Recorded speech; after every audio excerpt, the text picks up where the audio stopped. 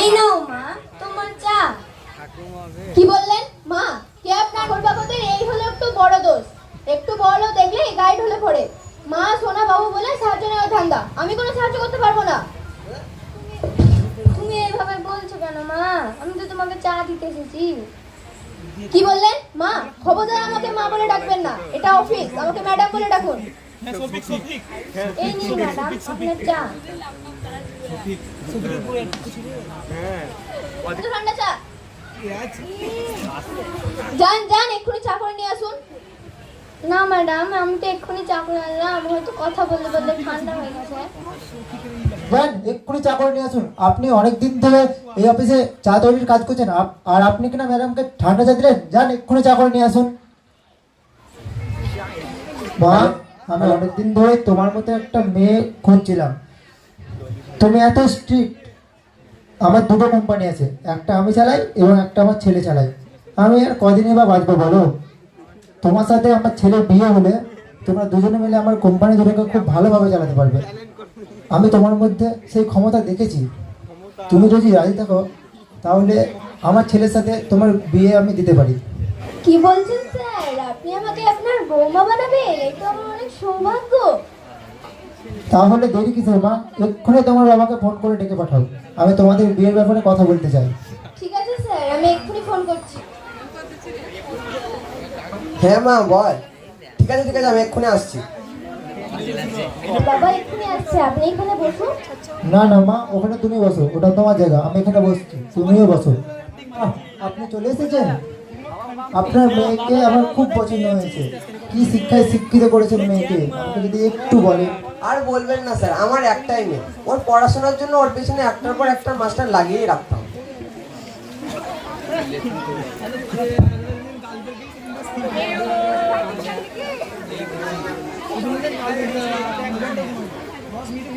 মিষ্টি মিষ্টি।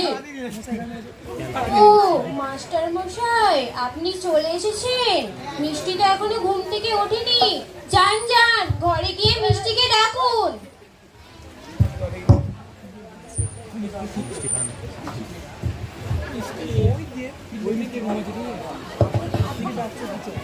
মামনি ওঠো, পড়তে হবে না, 7টা বেজে গেছে যে।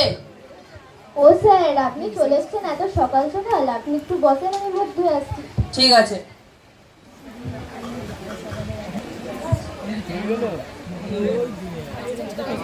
এই নাও বই।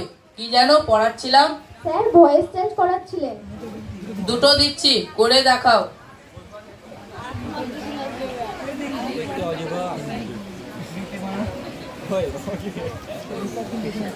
এই নাও, এই দুটো করো। ও ম্যাডাম, আপনিও চলে এসেছেন। ইংলিশের মাস্টার মশাই তো এখনো পড়াচ্ছেন। যান যান ঘরে গিয়ে মিষ্টিকে ডাকুন। ঠিক আছে আমি একটু বসছি।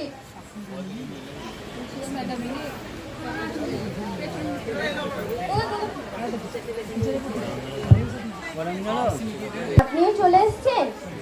ম্যাডাম আপনি একটু বসেন, আমি খেয়ে আসছি। ঠিক আছে তুমি খেয়ে এসো, আমি একটু বসছি।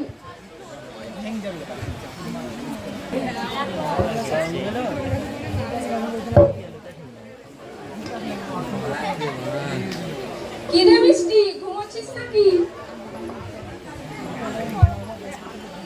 না না ম্যাডাম ঘুমোইনি, পরপর দুটো টিউশন পড়াতে এসেছিল তো তাই মাথাটা একটু ধরে আছে। ও নে ওইসব বাহানাগুলো বাদ দিয়ে কোশ্চেন ব্যাংক থেকে 2 নম্বর পেজটা বের করে অঙ্কগুলো কর। মাত্র 30 মিনিট সময় আছে কিন্তু। ঠিক আছে ম্যাডাম।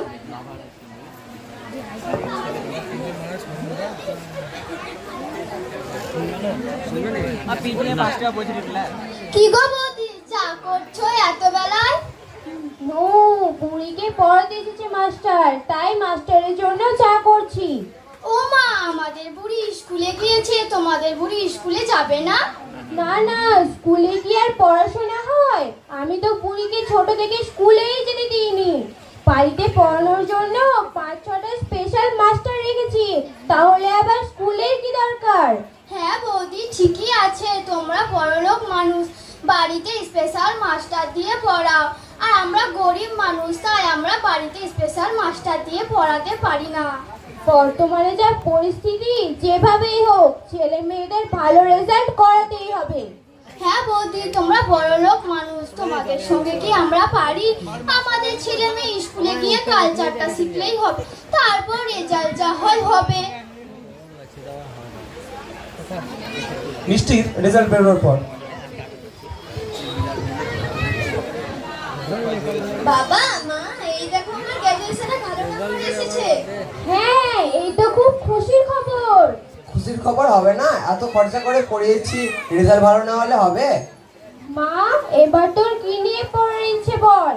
মা, আমি এবার বিএড করতে চাই, তাহলে সব চাকরি পরীক্ষায় বসতে পারবো। হ্যাঁ রে মা, তোর কম্পিউটার কোর্সটা কমপ্লিট হলে তুই বিএডে ভর্তি হোস। না বাবা, দুটো কোর্সই একসাথে করা যাবে। যদি 50,000 টাকা দাও তাহলে কলেজে যেতে হবে, আর যদি 1 লাখ টাকা দাও তাহলে কলেজে যেতে হবে না, বাড়িতে বসে বিএড এর সার্টিফিকেট পেয়ে যাবো। ওগো বুড়ি বাবা, বুড়ি যখন বলছে কলেজে না গিয়ে সার্টিফিকেট পাওয়া যাবে, তাহলে দাও না 1 লাখ টাকা। আমাদের বুড়ি কি পড়াশোনায় কম নাকি? দেখবে বাড়িতে বসে ভালো রেজাল্ট করবে। হ্যাঁ হ্যাঁ জানি, ওর সব পড়াশোনার খরচ আমি দিয়েছি, এতদিন দিতে পেরেছি, আর পারবো না, ঠিক দিয়ে দেবো।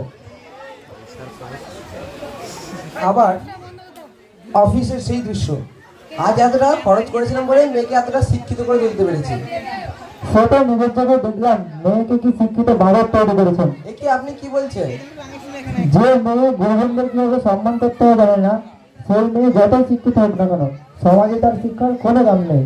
আর আপনাদের মতো কিছু অভিভাবকদের জন্যই এই সমাজে কিছু অশিক্ষিত ভদ্র তৈরি হচ্ছে। আপনি আপনার মেয়েকে স্কুলে না পাঠিয়ে বাড়িতেই শিক্ষক শিক্ষিকাকে নিয়েছেন, শিক্ষক শিক্ষিকাকে দিয়ে মেয়েকে ঘুম থেকে তুলিয়েছেন। সেই মেয়ে আর কি কাজটা শিখবে? গাদা গাদা টাকা দিয়ে মেয়েকে পড়িয়েছেন ঠিকই, কিন্তু মেয়েকে সুশিক্ষায় শিক্ষিত করে তুলতে পারেননি। আর এই মেয়ে, তোমাকে আমার ছেলের পুত্রবধূ নয়, তোমাকে উচিত শিক্ষা দেওয়ার জন্য তোমার বাবাকে এখানে ডেকে পাঠিয়েছি, আর এই মুহূর্তে তোমাকে চাকরি থেকে বরখাস্ত করলাম। বাবু, ও ছেলে মানুষ, ও ভুল করে ফেলেছে, ওকে ক্ষমা করে দেন, ওকে চাকরি থেকে বরখাস্ত করিয়েন না। এই মেয়ে, দেখো দেখো, ভদ্রটা ওর কাছ থেকে শেখা উচিত। তুমি একটু আগে যাকে তোমাকে মা বলেছিল বলে অপমান করলে, সেই তোমার চাকরির জন্য ক্ষমা ভিক্ষা চাইছে। ভদ্রতা ওর কাছ থেকে শেখা উচিত। শুধু গাদা গাদা টাকা খরচ করলেই মানুষকে সুশিক্ষিত করে তোলা যায় না। ভদ্রতা, সভ্যতা, শিষ্টাচার ছাড়া অর্জিত শিক্ষা পুরোপুরিভাবে মূল্যহীন। আশা করছি আপনারা এই পুরো নাটকটিকে খুব ভালোভাবে উপভোগ করেছেন। ধন্যবাদ সকলকে।